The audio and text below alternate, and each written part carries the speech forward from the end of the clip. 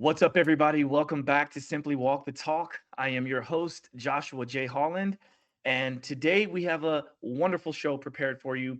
This is actually going to be a life changing conversation on the hidden power of craniosacral therapy with world renowned teacher and medical pioneer, Etienne Peirsman. After a staph infection left Etienne with nearly 20% kidney function, he prepared to die. That is when he found the clarity of total silence 30 years ago. In a remarkable turn of events, he was able to heal his own body through little known healing techniques that emphasize the power of human touch and mental clarity. After he was able to heal his own body with craniosacral techniques, he realized the healing power of human touch could be used to help others suffering from chronic illness and life threatening diseases. Welcome to Simply Walk the Talk. Our bodies and minds adapt to what we do most of the time. If you want to change your body and mind, you must change what it is you do most of the time. This podcast explores all things health, wellness, fitness, lifestyle, and biohacking. Stay tuned as we explore various thoughts, methods, and experiences from a multitude of conversations between our interesting guests and experts through many fields of work. Sit back, relax, and enjoy the show. Simply walk the talk.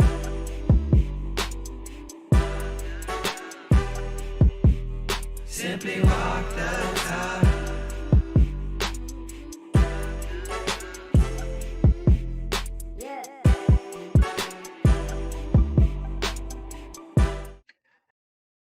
Now, Etienne describes craniosacral as the closest thing to the wonderful silence he discovered during his own near death experience that brought him back to life.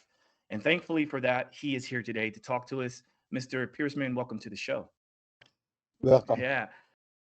So let's talk about this near death experience, and let's talk about kind of how you discovered what you discovered and why you're here today. Yeah, near death. Yes, that's quite a while ago.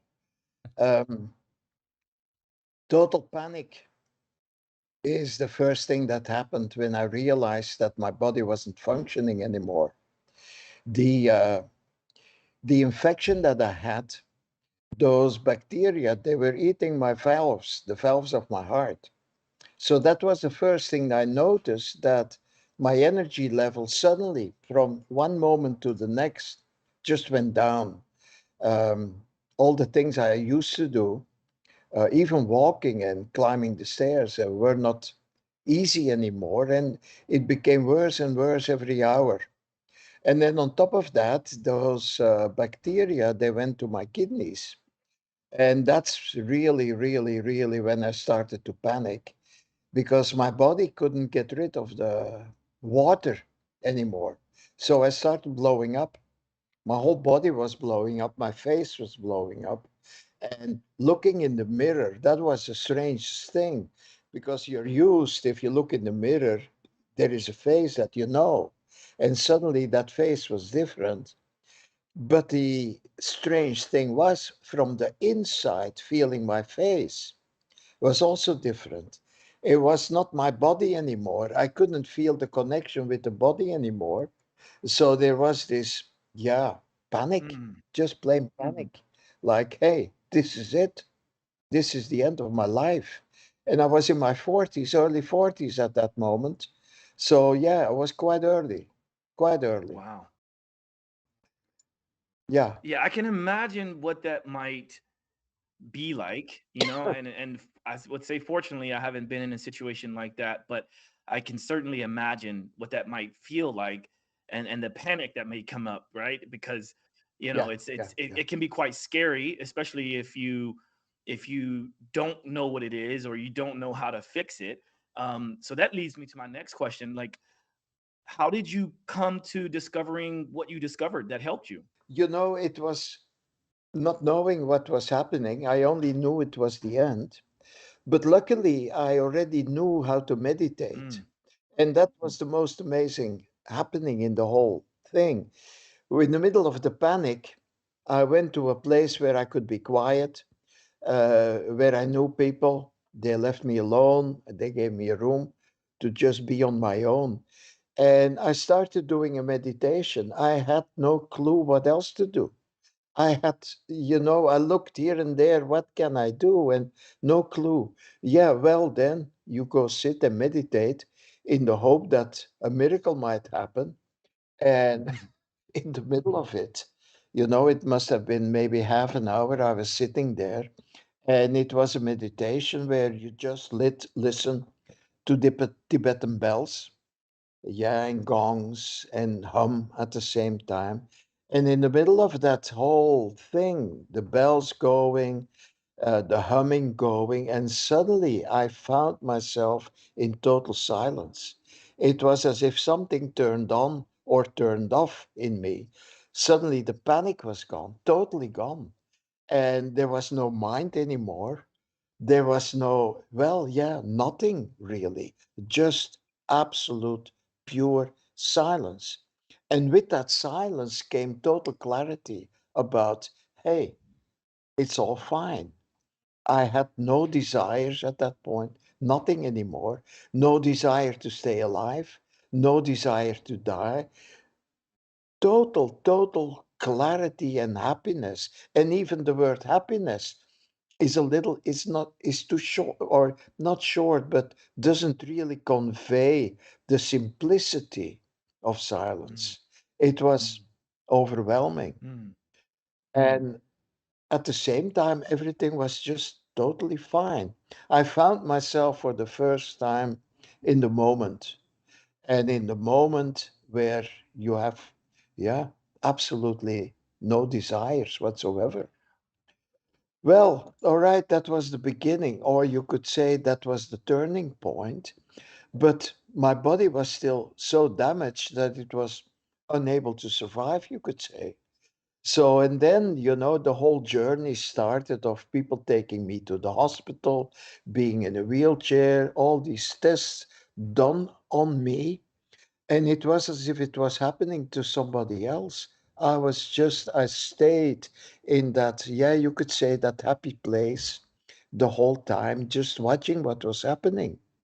And, well, okay, they gave me medication to kill the bacteria. And that happened. And when that happened, because I was so full of toxins from not being able to, yeah, to let the water out of my body, that I had a period of 2 days that I don't remember anything. It was so much toxicity that my body, my mind went unconscious. There was total blackness for 2 days. And then when I came back, my body had lost all the water, the urine, you could say. I was back to the normal shape, but my body was still damaged. And luckily, the silence was still there. It didn't change a bit to the silence. So, yeah, that was the first step, you could say. And of course, with a damaged body like that, they put me in a ward with people that were going to die, old people. I was in my beginning 40s, maybe 40, 41, something like that. So they put me there with all these old people ready to die. And even that didn't change any of the silence I was in. It was just like a movie, not a good movie, not a bad movie, just a movie. wow. Yeah, So all right. one of the things that comes to mind, and maybe it's two things that comes to mind when you explain that bit, and thank you for sharing that. Um, I just try to paint a picture, at least for myself, and hopefully for Yeah. the audience. But when you went to go into meditation, do you feel like there was a moment in your life when you were accepting death, possibly? And also, on top of that question, how long was that sort of that first meditation for you to get to the point of experiencing silence? That was about 30 minutes. And it was not about accepting death. It was about accepting life, I guess. The panic before that was panic of dying. But once the silence happened, all that fell away. Life and death fell away. It was totally fine for me to stay alive, totally fine for me to die. It was not a question anymore. It was just, yeah, the question stopped, Mm. totally stopped. Yeah. And all right, then came that experience. That was the next step. Before I started healing my body, I had to go through that death experience because my body was at the end of its life at that point. And that was in the middle of the night, around 2, 3 o'clock. In that room, there were 5 other people, and one after the other, they started dying. And I was just laying there watching. Yeah, one person, then the next, then the next. And every death experience that they went through was a little different. Some were really fighting, none of them accepted dying. Well, one accepted it because he had no energy to fight. He was just totally flat almost. And that was one, two, three, four, yeah, that just left. And for me, it was wonderful. It's strange to say that, but it was wonderful to see how that happens to a person, how they react, and at a certain point, yeah, have to accept what is happening. One went totally unconscious when he saw that it was coming. One was really fighting. And for the other two, it was like a candle just blew out, just like that. So, all right, then I knew it's my turn. Mm. So, yeah, so I laid back, I just laid back in my bed on the cushions and just curious what's going to happen. And yes, later I realized, after a few years later, my body went through a few stages that the body goes through when death is coming, a heaviness, a coldness, a hotness, all these things started to happen. And then the last aspect is more or less you just explode. Yeah, the body, the feeling of a total explosion where you suddenly become like, yeah, like the Milky Way. You explode in millions and millions and millions of light points. So when that was happening, when I felt this happening, it was most amazing thing to realize. But when I was in the middle of that expansion, suddenly I felt myself back in the body, standing next to the bed. The last person on one side, yeah, he also was ready to die, but something with his heart happened, and it brought me back instantly in the body. And that whole death experience just stopped. I was back in the body, and I could feel that the body didn't fit anymore. I didn't fit in it. Mm. But anyway, there was something happening, some need of that person. And I went over to him. He was just next to me. I put my hand on his chest. And that was one of those amazing experiences. My hand went into his chest, like in the Matrix. Mm. Later, I saw that Yeah. movie when pulls a bullet out. This is impossible, of course, but that was the energetic feeling I had. I even saw it happening. I was still in that other world and partly in this world. So I saw my hand going into the chest, touching his heart, and suddenly something broke in him. Yeah, he got over what happened to him. And yes, we became good friends afterwards. But that was such an amazing experience. But for me, I was back in this body, and the silence was still there. But yeah, all right. So I was back in a damaged body that was totally unable to survive. Wow. So Wow.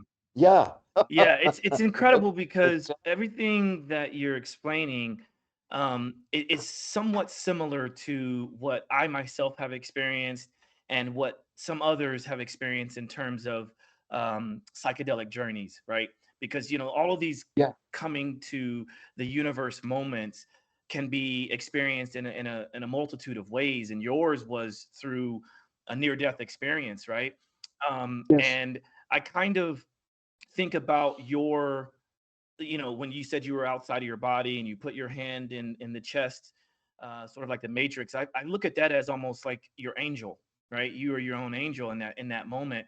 And I what's that? Sorry, Oh continue. yeah. I'm just trying to get I was trying to get the Matrix reference for you. Okay. Yeah, and I mean, I think it's really powerful because you have such clarity of this moment and it's so tangible for you. And this is what I like to talk to people about, regardless of if it's a near death experience or if it's a psychedelic journey, or if it's just through extreme meditation.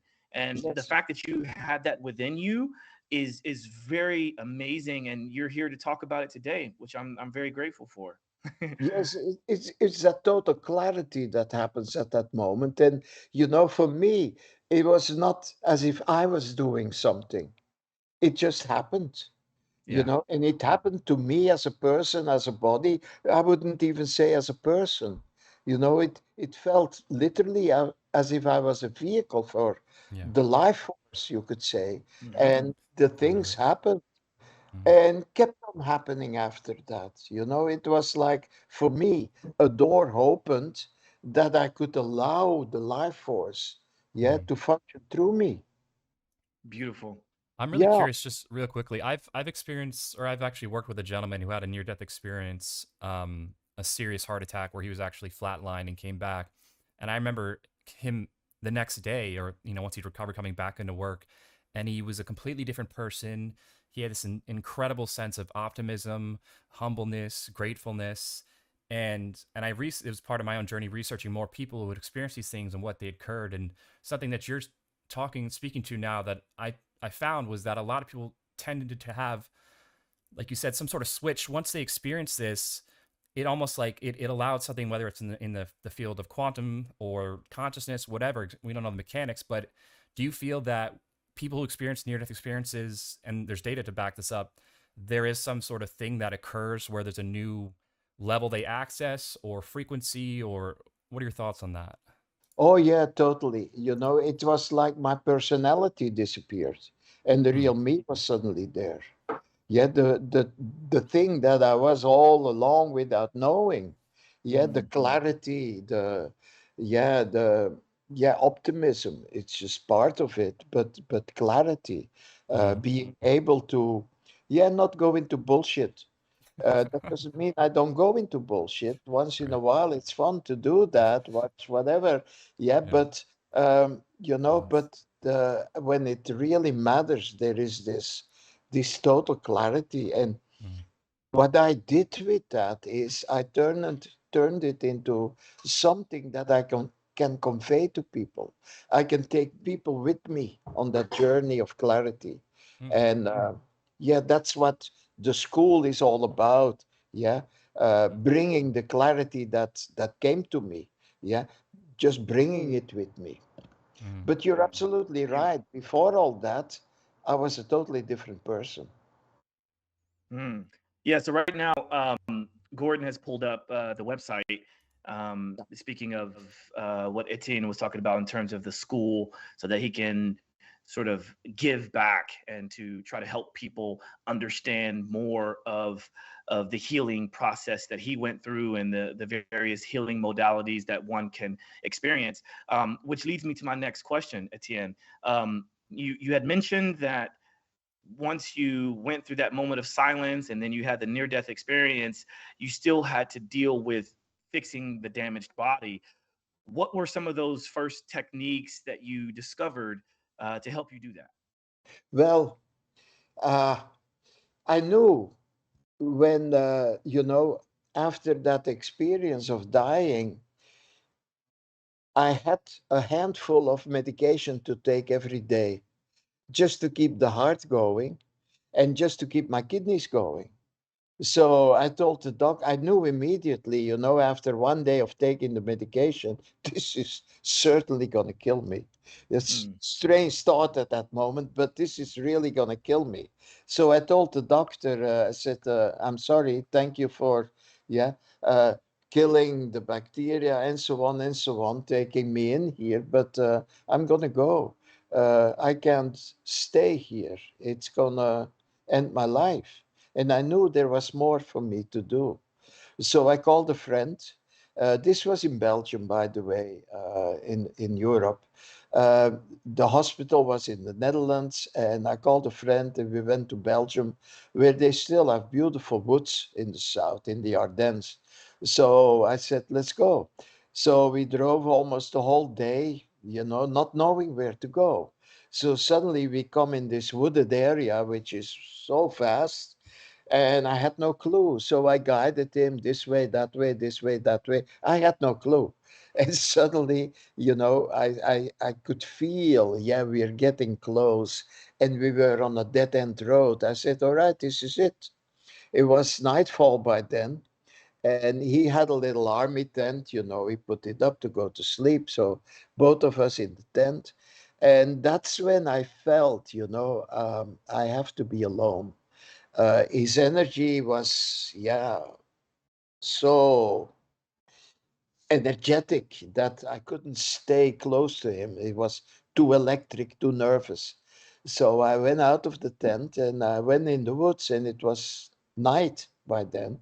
So I started walking, and these are all pine trees. And the floor, the earth was covered with a thick mat of old, yeah, pine leaves or whatever their needles are called.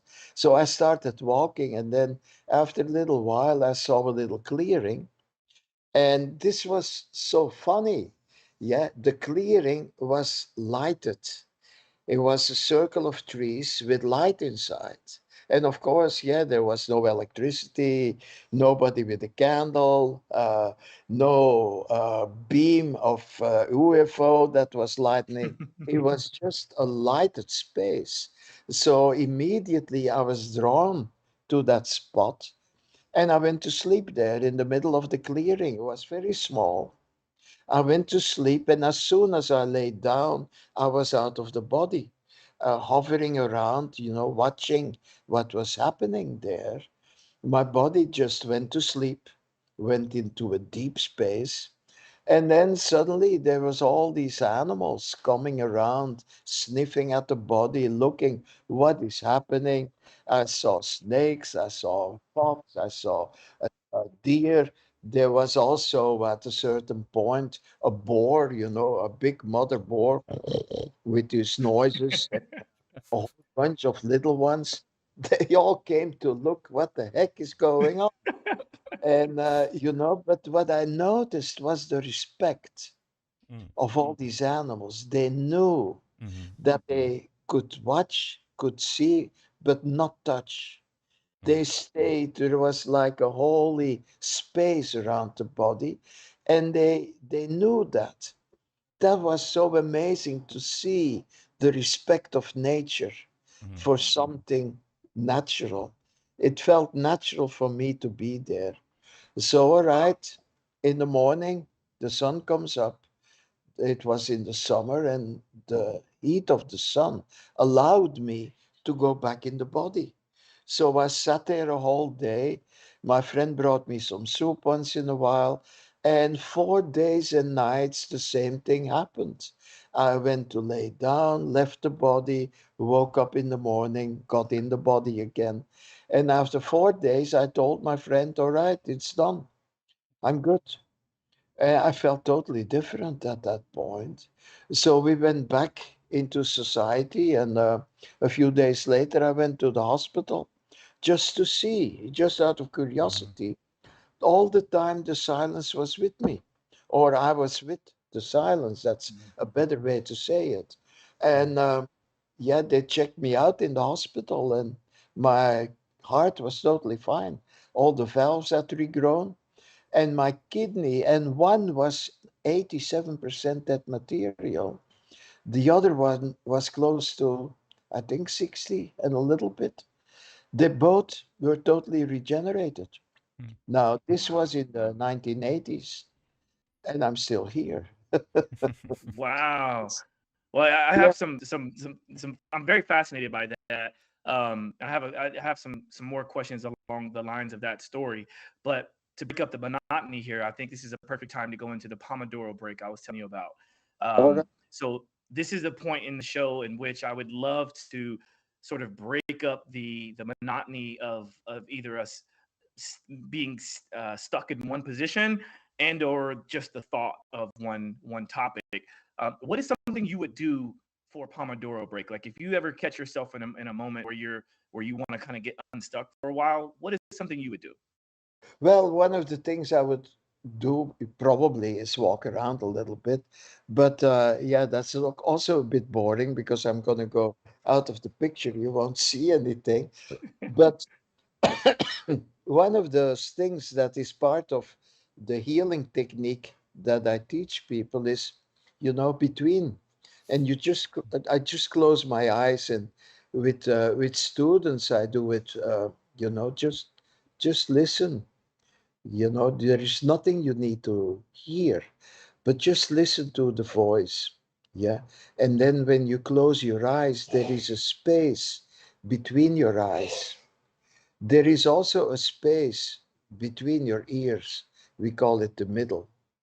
And if you go to your shoulders, one on each side of the body, in the middle of your shoulders, yeah, all these spaces exactly in the middle.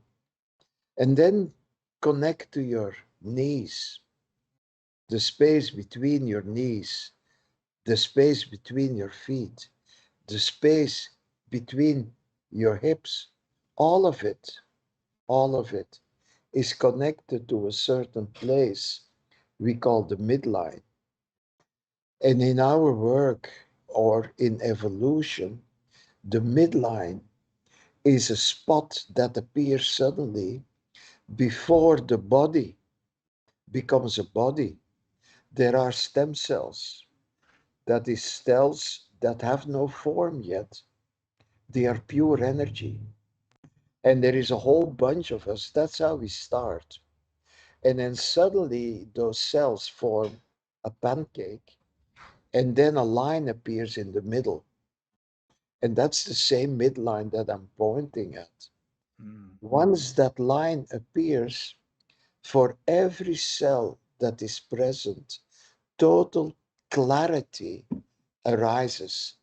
Clarity about purpose, what it is they need to do in life. For every cell of the body, what it is that their purpose is, but also where in the body they need to move to fulfill that purpose.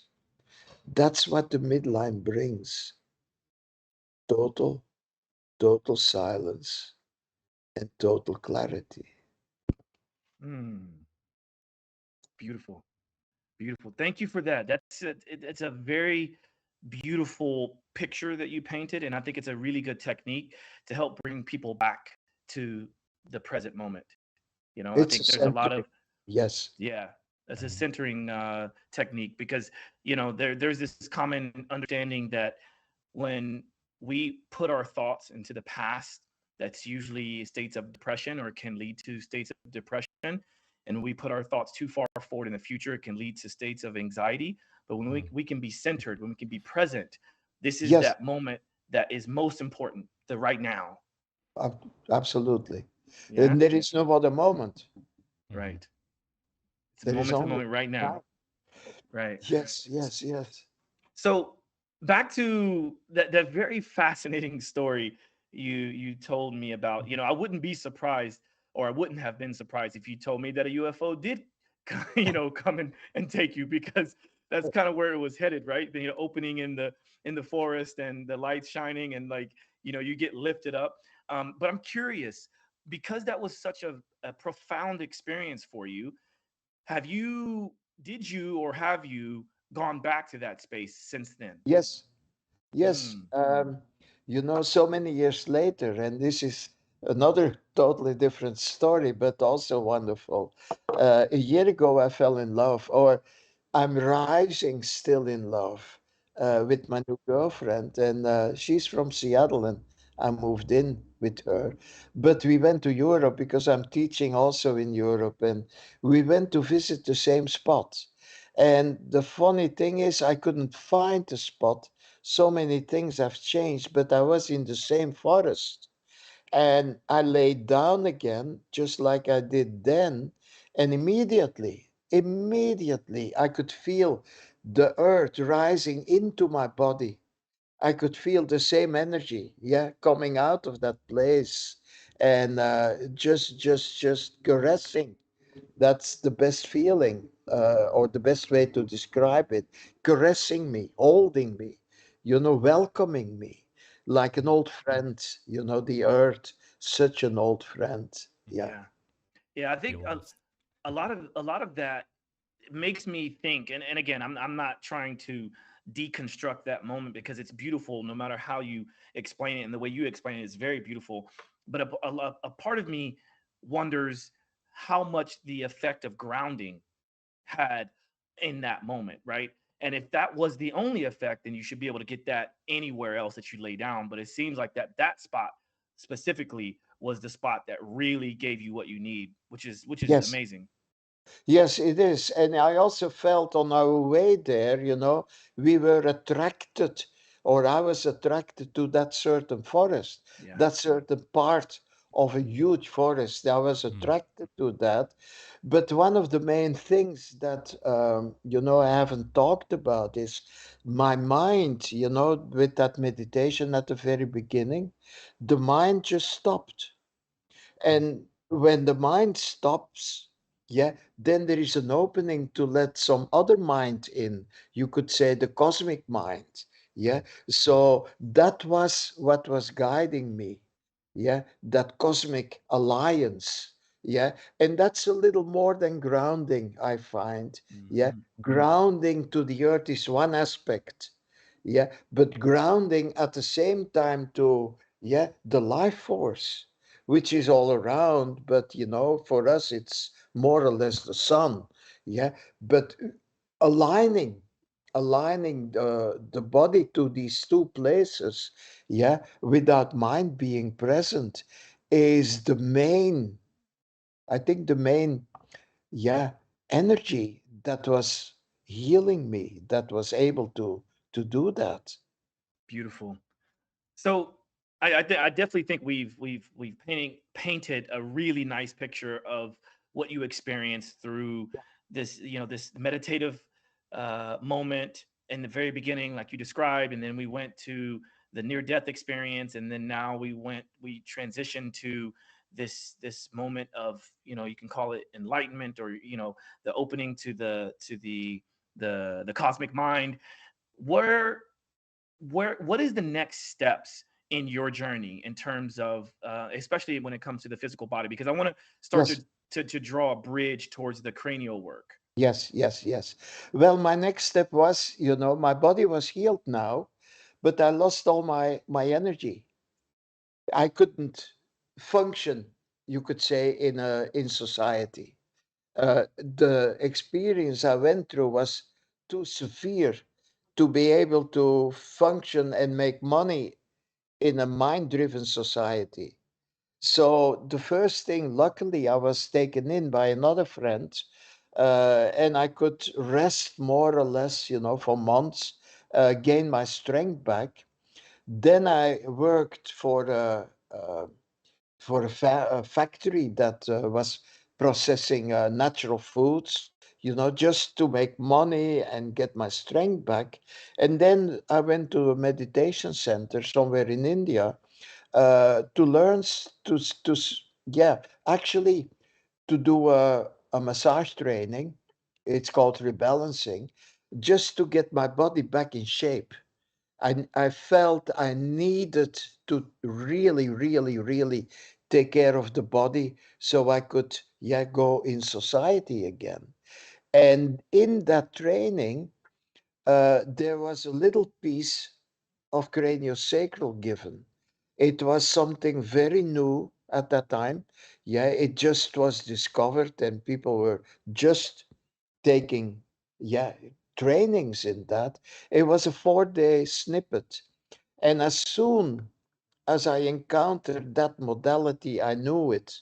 Yeah, this is it.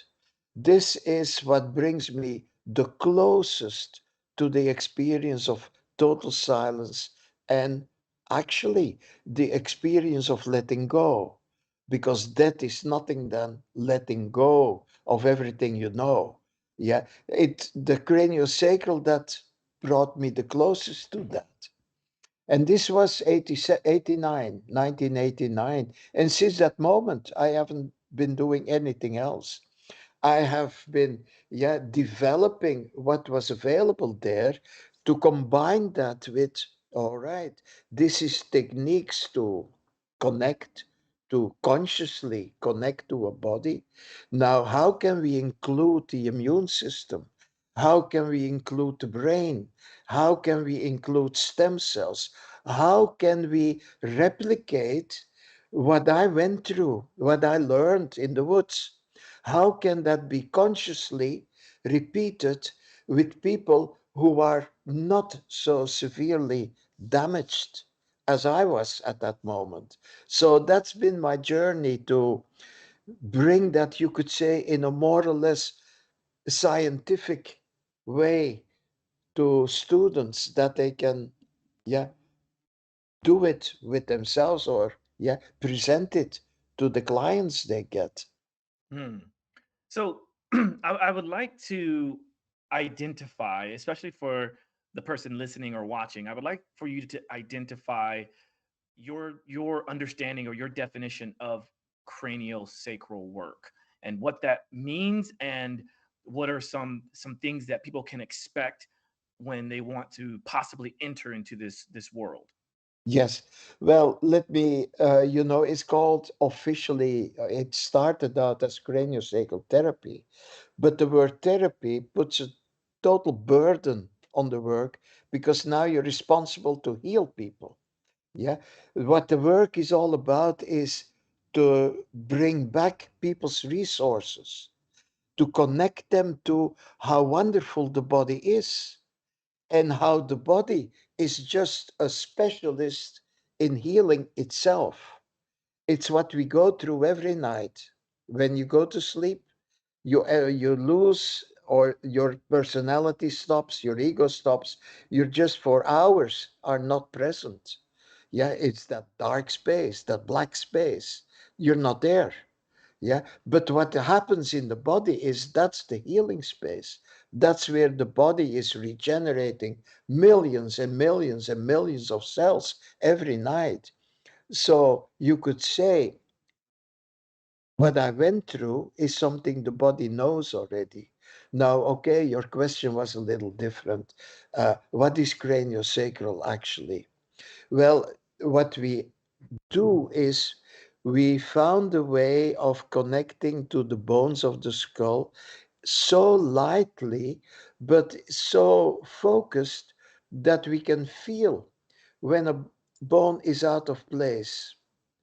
And it's very subtle, but every one of us has such feeling in their fingers. It's just an adjustment of fine tuning senses.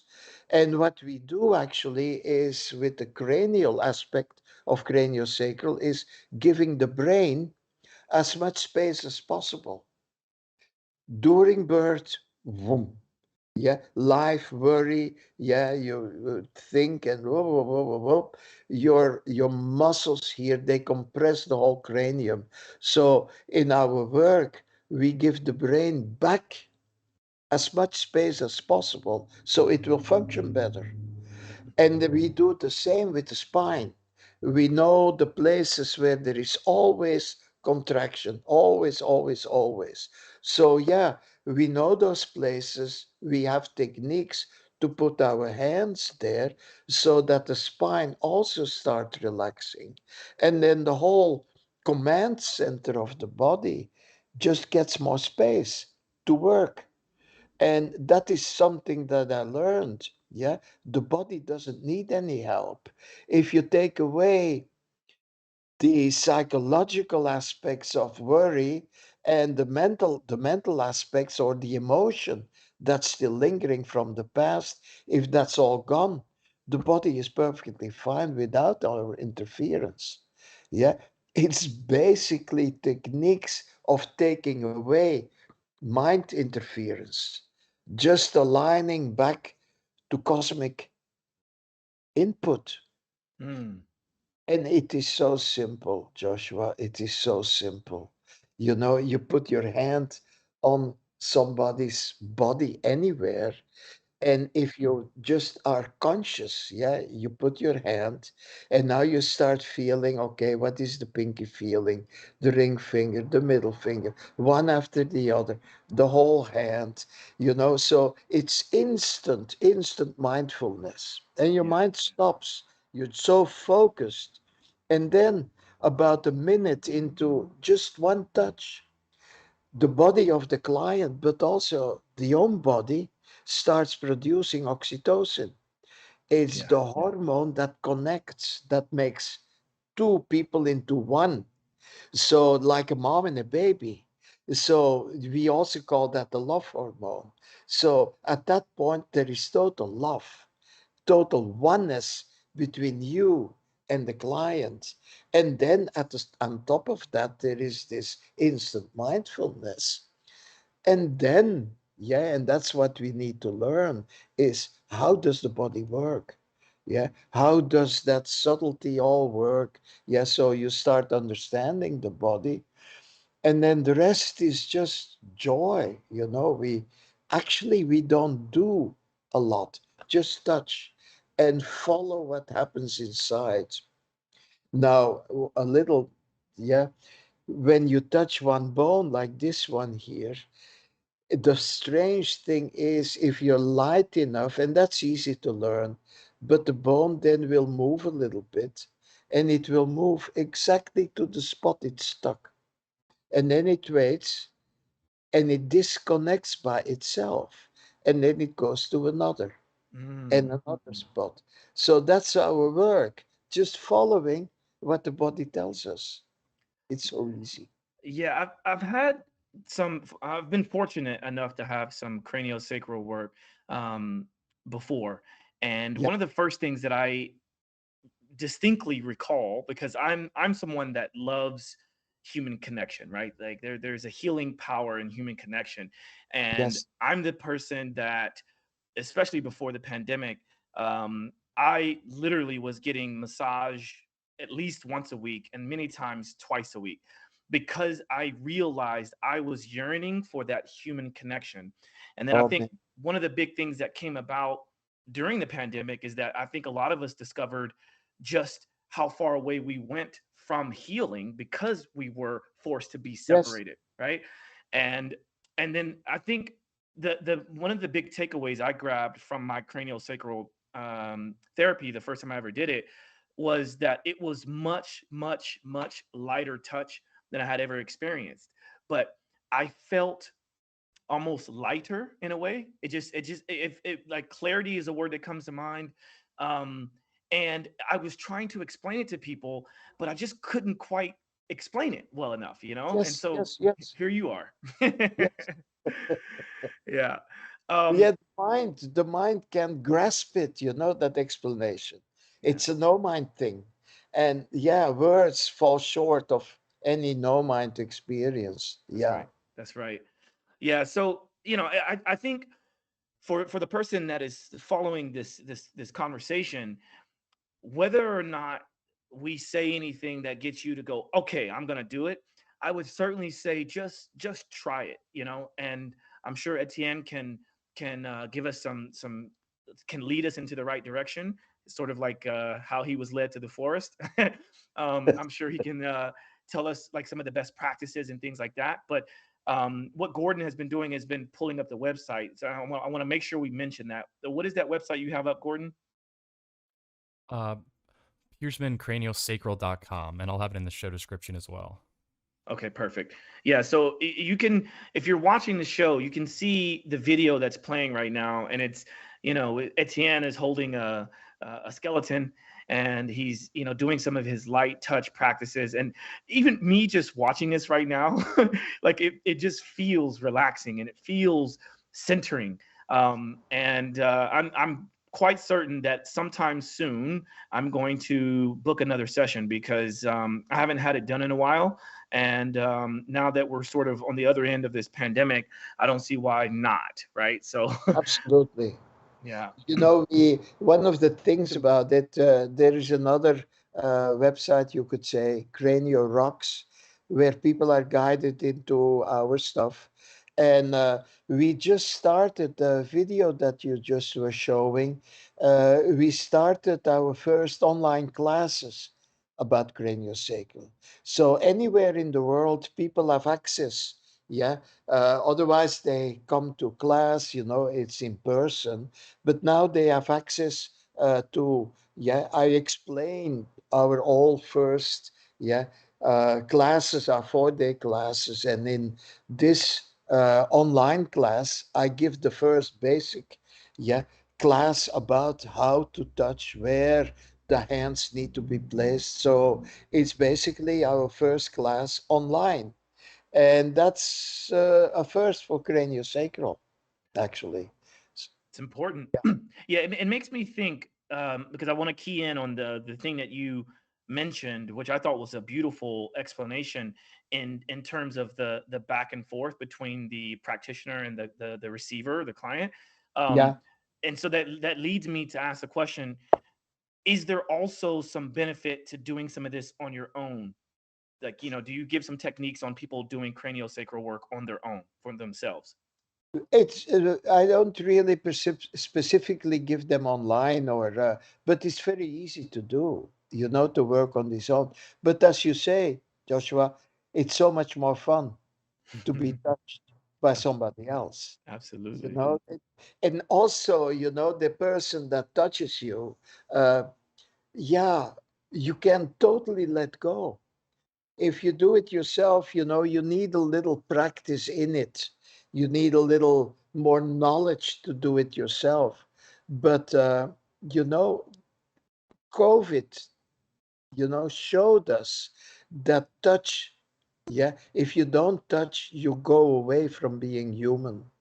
You step away from, yeah, the most precious thing that we have is the ability to touch each other.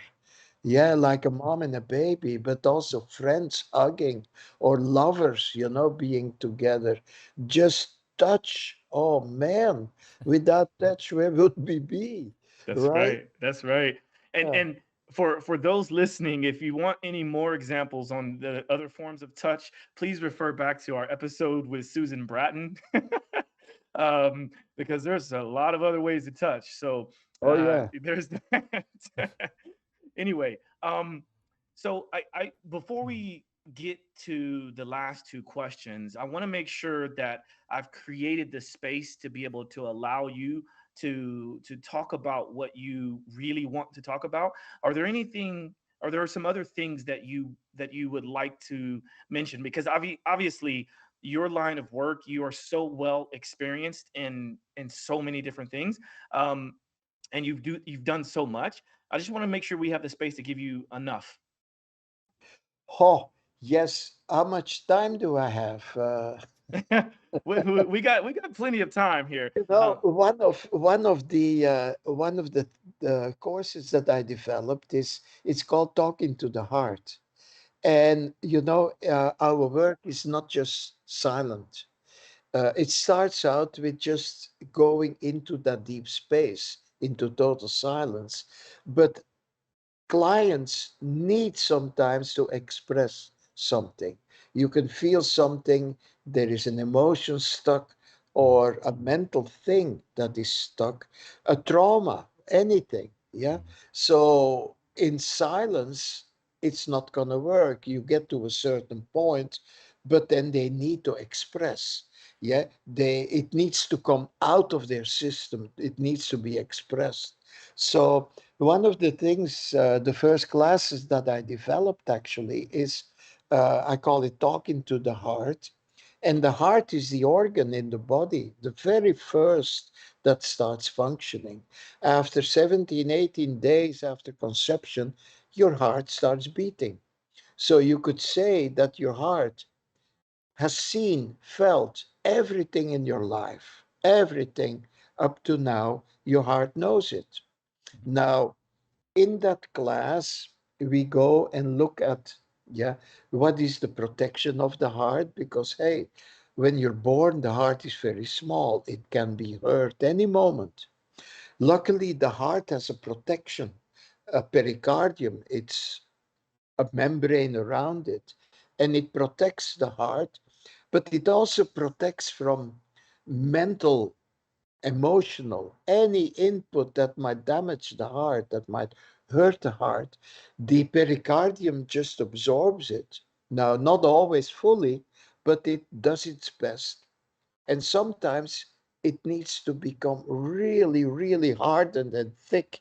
And then you become an adult and you can't give love or receive love because the protection is so thick. So many people know that, feel that, have that. So in this class, we're going to look at, all right, do you still need that thick layer of protection? And there's all kind of reasons and stuff. We look into that. But then finally, and this is what I wanted to convey, finally, we can talk to the heart. Now I can ask you, how is your heart doing? And then you're gonna give me a mental answer. Mhm. But if I ask you, hey, Joshua, can you lend your voice to your heart so I can communicate with your heart directly? Mm. Now, oh. Now your heart has a voice. It's your voice, but your heart can use it. And then the trick for us is to keep the client, yeah, not just picking suddenly, going back into the mind, but the heart itself talking. Now, that is a life changer for so many people because they have not listened to their heart their whole life, most of them. Yeah, so now having a direct conversation, yeah, about yourself, yeah, your heart telling you, hey, look at this, look at that. I need this, I need that. Yeah, that's a whole different thing. Mm. So yeah, That that's remi- it, one of our classes. Yeah, that very much reminds me of a lot of the work that I've had to do in terms of my health coaching certifications and just my practice in general. And I distinctly recall the differences that were laid out between the brain, the heart, and the gut. yeah, And just when you were explaining what you explained, I was able to tune in exactly what you were saying. And the moment you mentioned, can you lend me your heart or the voice of your heart? It just felt different, just instantaneously. It felt yes, different, yes, and that's what's powerful because it's the difference between um, asking closed-ended questions or open-ended questions. And we're taught as health coaches to ask more open-ended questions so that we can discover a lot more, so that we can then help the yes, person a yes, lot yes, more. yes, And that's kind of what that feels like to me. And I think it's so yeah, powerful. It's beautiful. yes.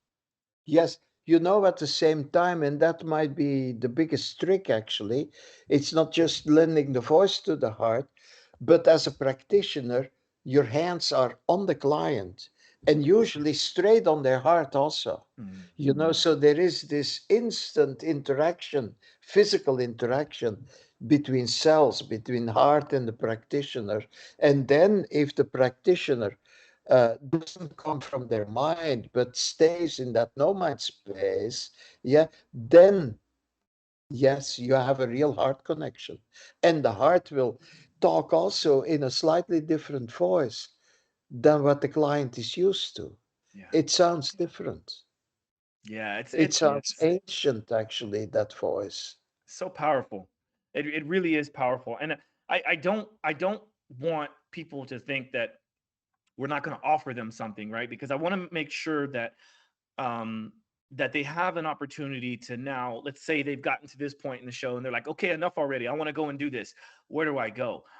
Can you offer some especially here in the US, but even around the world, can you offer, and I know you mentioned that you have online, so I think that's one thing to Yeah. recall. But is there anything else that you can offer for people to go and to try some of this stuff you're talking about? Well, yes, there is so many schools actually. And of course, they're all a little different. If you want to connect to us, and we have people in New York, very good students, graduates that are doing the work. Cynthia, I forgot her last name, but you can connect. She's in Brooklyn. You can connect, and there's a few more, but you can connect to our website via craniorocks.com, or you just look up craniosacral therapy on the internet, and there is a few schools. There is a school, biodynamic it's called. They specialize especially in total silence. Then there is another school, a Pleasure Institute, where people also learn to talk a little different than us. They don't go as deep into the silence. But, yeah, find a craniosacral practitioner and, just try it out. Yeah. That's the thing. You will never know what it is unless you try it out at least once.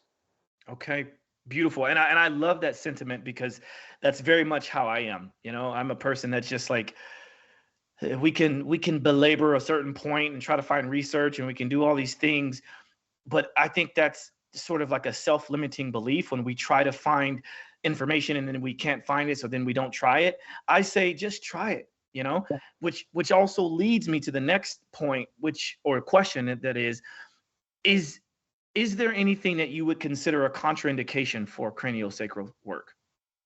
Ha, well, that's one of those things. In the beginning, there was so many contraindications because people really didn't know what this work was all about.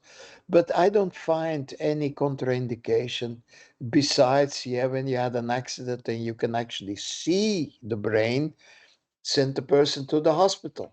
Yeah. But otherwise, our touch is so light, Hmm. so incredibly light. We don't interfere. Yeah, we don't manipulate like a chiropractor with the neck. We don't do that. We just touch and we wait for the body to tell us stuff. The only little thing that, yeah, I always tell people, don't work with people with concussions unless they are able to come to you. Yeah, don't go interfere. When they can come to you, anything is possible Hmm. and you can touch. For the rest, it is so light that there is absolutely no danger. Hmm. I will offer this too, and thank you for that. I have two small kids, a 4-year-old and a 1.5-year-old, and both of them have gone through craniosacral work, Oh, and fantastic. it's That's incredible. music to my ears. Yeah, yeah. So their mother, my partner, she is German and Hungarian, and what she does in part of her world, she's very spiritual, and she's done a lot of work in craniosacral work, which is why I knew about it in the first place. And it was one of those things that was almost imperative for our kids, and I'm happy that they have that foundation. And this is Yes. another reason why I was excited to have you on the show, because I wanted to myself, if nothing else, understand a little bit more about it. And you've been very great at explaining it. It's amazing. Thank you. A little thing, there is my second book is coming out soon, but that's not the point. I wrote a book. It's on the market. It's called Craniosacral Therapy for Babies and Small Children, and it's the only book that, yeah, is on the market about treating babies. Yes, there it is. Yeah, Your partner must know that book probably. absolutely. I would imagine so. Yeah. Yeah.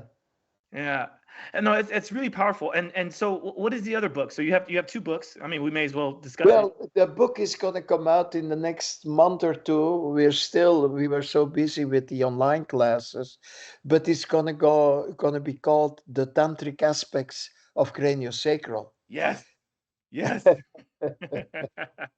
Perfect. And there's a lot of topics in there, and one of the topics is lotus bird, how, when a baby is born, you don't need any aggression at all. No cutting of the cord, no clamping of the cord. Just let that placenta come out, and after a few days, the placenta, the umbilical cord, will disconnect by themselves. And this is so important, that placenta and umbilical cord have so much still to give to the baby that needs to go into the baby, not cut off. So that's one of the things I talk about in the book with examples, mothers that went through that, and they have their story in there. And then, yeah, it's called Tantric Aspects. I talk about all the meditation techniques that we use in our cranial work. Yeah, I talk also, a part of our cranial work is also, I added so many different things to just cranio, so to be able to address the whole person. And yes, we do systemic work, we do psoas work, emotional release. Lately, we also introduced for women only vaginal work to release the vagina. And, it's such a deep foundation for a woman, such trauma over the ages that, it's quite easy to heal that. Uh, and yeah, the book talks about, all that is possible that needs to be included to treat a full person. I love that you have been able to show that there's so much more to cranial work than just the head. That is Yes. one of the biggest takeaways that I've received in speaking with you, and I appreciate that. All right. Yeah. Okay. Um, all right. Well, I think this is good. I know we discussed a lot, and Gordon, you mentioned the point about stem cells, and he addressed that a little bit in the Pomodoro break, which was Yeah. beautiful, right? And because Gordon had typed in the chat about talking about the stem cells and the supercharging powers of that. Feel free to jump in on that if you want, because I have time, and I think we all have time if you want. But I just want to make sure that you've gotten a chance to kind of document everything you've wanted to talk about today. Yes, I could do a whole show about stem cells, actually. It's one of those amazing, amazing, uh, yeah, it's actually the beginning of life. When an egg is fertilized, you Mm, have the first stem cell. mm, And that first stem cell is one cell. When you look at its development, it's going to go through the development not just of a human, but life itself. It goes from the very beginning, when the first cell ever happened, to the whole of life. A stem cell, we, you, me, we all start as one cell. And then this body of trillions of cells is produced by that one stem cell. And of course, our body is, we have so many stem cells inside, and they will create anything you want. If your heart cells need repair, they will make it. If your brain needs new cells, stem cells, specialized brain stem cells, they will make it. mm, And also, with oxytocin, yeah, when you touch that way, stem cells wake up. mm, They feel the connection of no mind. They don't have a brain, stem cells, yeah, but they are connected to that universal life force. Yeah, that's where they get, yeah, their energy from. So when there is a no mind space, when you stop thinking, yeah, actually you as a person go to the level, you rise to the level of stem cells. Yeah, and that's the magic. They will feel your intent, what is needed. They will feel it. And before, as a practitioner, before you think or feel, I have to go there or I have to do this, they already pick it up and they already start with it. It's amazing the, yeah, simultaneousness of us in no mind and stem cells. Yeah, they are totally in the moment and they pick it up right away, whatever it is that needs to happen. That's beautiful. Yeah, like Gordon had up the PubMed article about the priming of mesenchymal stem cells with oxytocin and how it Oh yeah, enhances the cardiac repair of oh yeah. ischemia reperfusion injury. So that's thank you for sharing that, Michelle. This is something that I'm a big fan of research, and I love being able to kind of draw the in betweens. But if you're also like me and you don't necessarily need that to get started, then just you heard it from us. You heard it from Etienne himself. This stuff works. Yes, you know that article, it just came out, but we're working already the last 15 years, 20 years with that. You know, it's when you get into that no mind space, the body, yeah, the body will show you these things. And yeah, now finally they're starting scientifically, yeah, Mhm. to acknowledge what has been happening, Mhm. yeah, already along in our community. Yeah, stem cells is a big discussion in a lot of the things that I do because it's super important for regenerating the body and the mind, the entire Okay. system. Yeah, And I have a few techniques that I use that's a little bit more tech involved, using things like pulsed electromagnetic field or frequencies. okay. I like to use grounding. I also hydrate properly. I mean, all of these things are important for building up stem cells, of course. But then we can also add in craniosacral work. So Yes, yes, yes. And you can also talk to your stem cells. that's right. That's right. Yeah. That's right. Yeah. We're going to do a lot of talking to ourselves, and that's okay.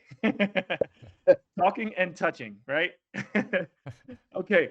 Um, well, this has been fascinating, and I think if we get to a point where you want to do more, we can certainly invite you back on the show. This has been so fascinating. Now I want to get into the fun questions. All right. So, my first question is, what is one or two top pet peeves of yours? Like, what are a couple things that just kind of annoy you or get under your skin? Oh, yeah, traffic, of course.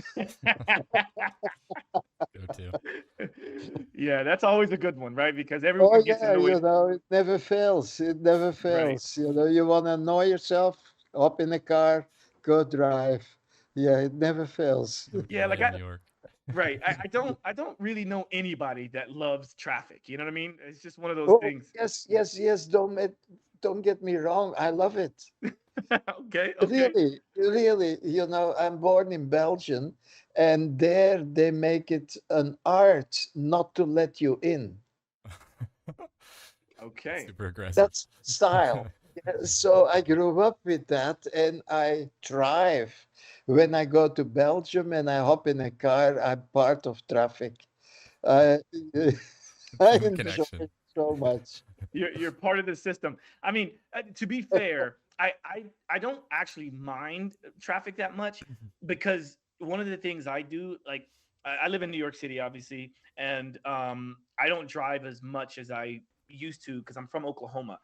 But every time I do drive in New York, or sometimes I drive from New York City to the Hamptons to work with clients, or when I go back home to Oklahoma and I'm visiting, I usually drive. And one of the things I love the most about being in a car, regardless of traffic or not, is the ability to listen to music and the ability to listen to podcasts without interruption. Wow.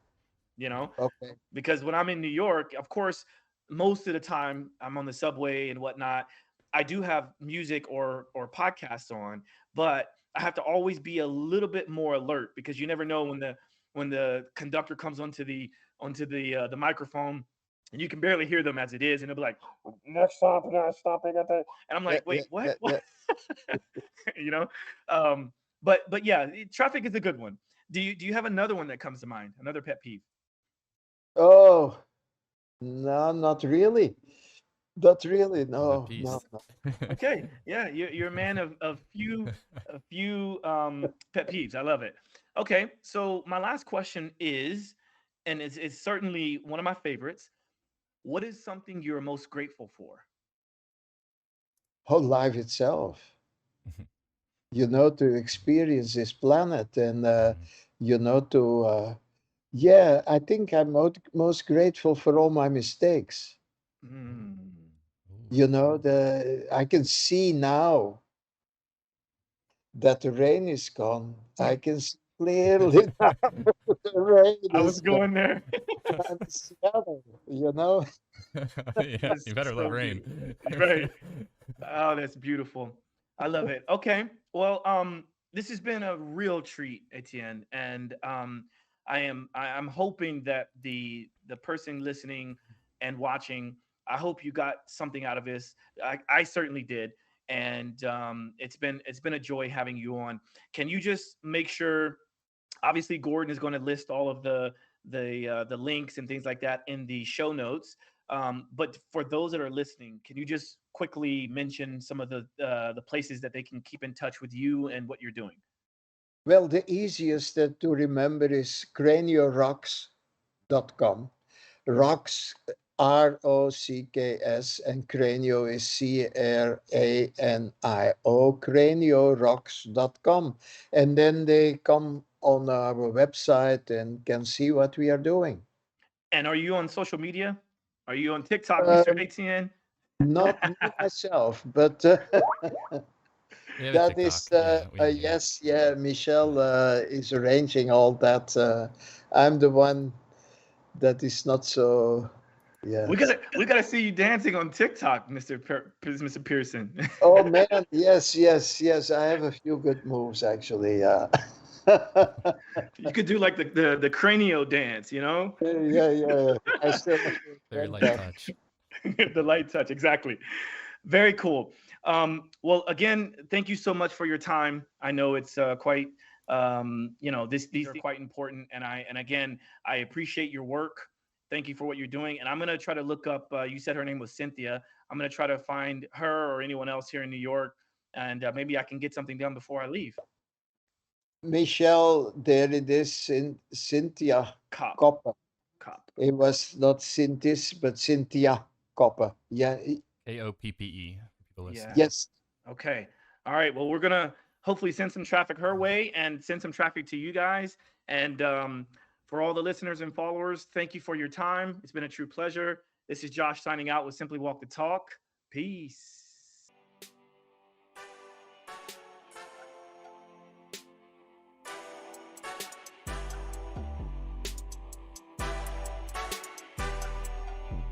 Simply walk the talk.